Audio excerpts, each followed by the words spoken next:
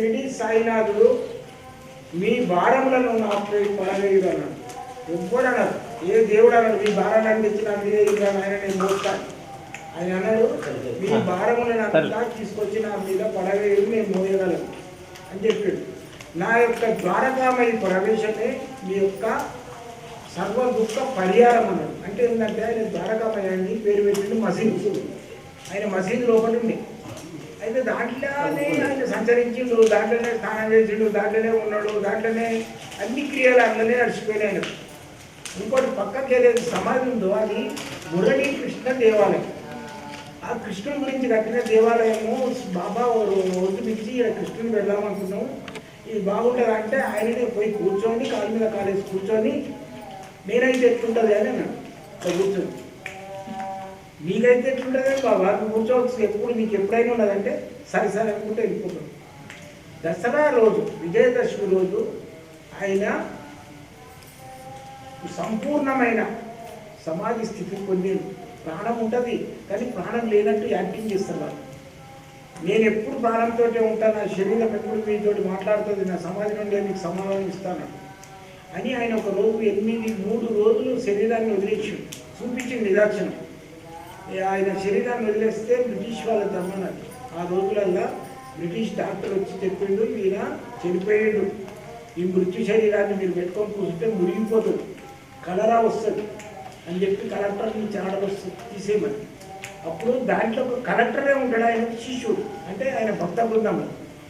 ఆయన ఆర్డర్ ఇచ్చేస్తాడు. 3 రోజులు చెప్పిండు కదా, 3వ రోజు నేను బాధ్యుని మీరు 3 రోజుల వరకు శరీరాన్ని ఉంచొచ్చని ఆయన ఆర్డర్ ఇస్తాడు. అప్పుడు బాబా శరీరాన్ని 3 రోజులు ఆయన శరీరాన్ని కాపాడుతాడు. 3వ రోజు ఆయన వస్తాడు, వచ్చి మన శరీరాన్ని పొందుతాడు. అయితే ఇది యేసు ప్రభువు కూడా ఈ పరికరాలు చేసిండు, 3 రోజులకు లేచిండు. ఇట్లా ఇది ఏంటంటే దత్తావతారాలైన ఈ యొక్క అవతారాలకు శరీరం అనేది నశ్య శరీరం ఉండదు, నశించిపోదు. వాళ్ళ శరీరాన్ని లోపలికి వస్తుంటారు, పోతుంటారు, భౌతికంగా కూడా కనబడతారు. స్థూల శరీరంతో కూడా మనకు సూక్ష్మ శరీరంతో కూడా దర్శనం ఇస్తుంటారు. అయితే నాకు షిరిడిలో కూడా ఒక అనుభవం అయింది.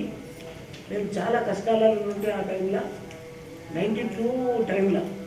అయితే షిరిడికి అట్లా అయితే చేసి కష్టపడిపోతే బాబా ఎప్పుడైతే మేము ఎంటర్ అయినామో షిరిడిలో పడికి ఒక గులాబీ పువ్వు వచ్చేసి మన బస్సులో పడదు. చూస్తే బయట పోలేదు, విచిత్రంగా. మళ్ళీ వచ్చేసి నేను ధూళి దర్శనం అని చెప్పేసి కాళ్ళు చేతులు ఏది నడుపుకోకుండానే వెళ్ళిపోయేది. మన బంధువుల ఇంటికి పోతాం, మన ఫ్రెండ్స్ ఇంటికి, బంధువులు అంటే కడుపుకుంటాం, ఫ్రెండ్స్ ఇంటికి పోతాం, ఆత్మీయుల ఇంటికి పోతాం, ఎప్పుడు చూడాలనే ఆపక్షం ఎట్లుంటుంది అట్లా నాకు ఉండేది. ధూళి దర్శనం అని పోయి దర్శనం చేసుకుంటుంది. అయితే అట్లా ఇంకా నుంచి ద్వారకమయ్యింది. ఆ రోజులలో దర్శనానికి ఎన్నిసార్లు అయినా పోవచ్చు, అంత ఫ్రీగా ఉండేది 92 కంటే ముందు. అయితే నేను ధూళి దర్శనం చేసుకొని ఎక్కడి నుంచి ద్వారకమయ్య దర్శనానికి వెళ్తుంటే ఒక ఆయన వచ్చిండు, బొట్టు ఇంట్లో పెట్టేసాడు, 5 తక్కువ. అరే ఏంటి అని చెప్పి గులాబీ పువ్వు చేతిలో పెట్టిండు. మా పాప అడిగింది నాకు అప్పుడు నాకు దూరం పోయి మా ఆయన వెనక పరిగెత్తిన. నేను మంచిగా ఉంటే పరిగెత్తితే ఒక డోర్కు లాకేసి ఉన్నది, అందులోకి వెళ్ళిపోయినట్టు అనిపించింది. నేను వచ్చాక అక్కడ ఒక షాప్ అంతా అడిగిన, ఈ డోర్కి లాక్కున్నది, మరి ఇలా మర్చిపోయింది ఇప్పుడు ఎవరైనా అంటే తమానా నుంచి బంద్ ఉన్నది, అది బంద్ అయితే తమానసే బంద్ అయ్యి ఫోన్ చేద్దాం వస్తున్నాడు. నేను కూర్చొని అయిపోయాడు, దాని లోపలికి వెళ్ళిపోయినా.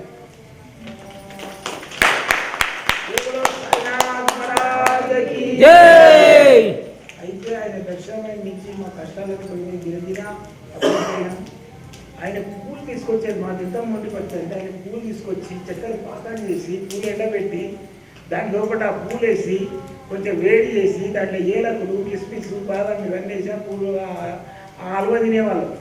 అంటే ఆయన పూలకు అంత విలువ ఇచ్చేసి. అయితే ఓ రోజు ఏమైంది, నేను పెద్ద పెద్ద దండాలు తీసుకోపోయేది ప్రేమతో హైదరాబాద్. అది తీయగానే సమాధిగా పడేస్తాం. ఏం బాబా 1 గంట సేపు మెడకు అసలు తీసి పడేస్తుంటారు. నేను ఈసారి నా దండ వేసుకుని మెడకుంటేనే ఒక అర్ధగంట సేపు అన్న 10 నిమిషాలు అన్న మెడకుంటేనే నేను తీసుకొస్తాను, మళ్ళీ దేనికి అనుకున్నాను.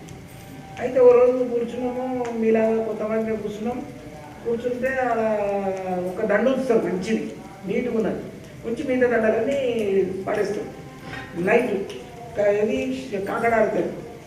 లాస్ట్ శని ఆరుత అంటారు, అది అయితే ఆ టైంలో అన్ని దండాలు తీసి పడేసి, అసలు ఆయన తీసిపెట్టిన దండ కూడా తీసేసి, అరే కొన్ని ఆయనకి అది మళ్ళా ఉన్నది అని అంటే మేలావుకి అన్న నేను తీసుకురావాలన్నా సరే టికెట్ అన్నాడు. పోయి దండానికి వస్తే మెడకేసి ఆ నైట్ మొత్తం మంది పొద్దున మళ్ళీ నేను మంగళస్థానం దర్శనానికి వెళ్తే కూడా అదే దండ. ఓం రాజాదిరాజ యోగిరాజ పరబ్రహ్మ సచ్చిదానంద సాయినాథ్ మహారాజకి జై. ఇప్పుడు మనము సాయినాథుడు 5వ అవతారమైన దత్తాత్రేయ అవతారము. ఈ అవతారము ఆయన ఎక్కడి నుంచి వచ్చింది తెలియదు, ఆయన ఎక్కడ పెరిగింది తెలియదు, తల్లిదండ్రులు తెలియదు. ఆయన ఒక రాజు రూపంలో వచ్చాడు. ఈ కాళ్ళకు బంగారం అది ఉంటుంది కదా జై, అది ఉన్న షూజు, పెద్ద కోటు, మన నవాబుల్లాగా అనమాట. ఆ టైంలో చెడు షిరిడికాయ ఒక పెళ్లి వాళ్ళు వస్తుంటే వాళ్ళు ఎవరిపడించు. ఇది ఏమన్నాడంటే ఈ షిరిడి శిలాదిపురం, ఇది నా పూర్వజన్మంలో నా ఊరిది, నేను ఇక్కడనే ఉండిపోతా, ఇక్కడనే సమాధి అవుతా అని చెప్పిండు. అట్లనే చేసాడు. అయితే ఇప్పుడు ఆయన యజ్ఞం చేస్తున్నాము, ఆయనకి ఇష్టమైన కలకండ, మళ్ళీ వచ్చేసి స్వీట్లు, ఆయనకి ఇష్టమైన గులాబీలు, ఆయనకి ఇష్టమైన కాజు కిస్మిస్, ఇవన్నీ వేసుకుంటాం మనం ఈరోజు.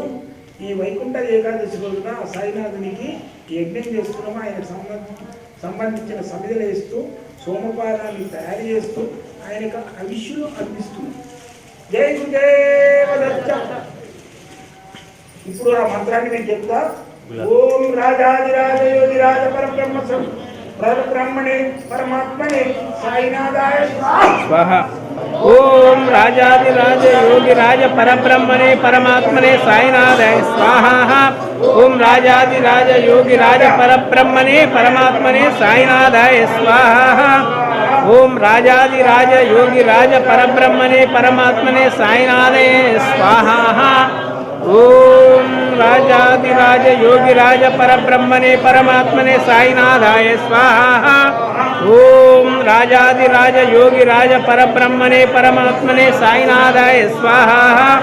ఓం రాజాదిరాజ యోగిరాజ పరబ్రహ్మణే పరమాత్మనే సాయినాథాయ స్వాహ. ఓం రాజాదిరాజ యోగిరాజ పరబ్రహ్మణే పరమాత్మనే సాయినాథాయ స్వాహ.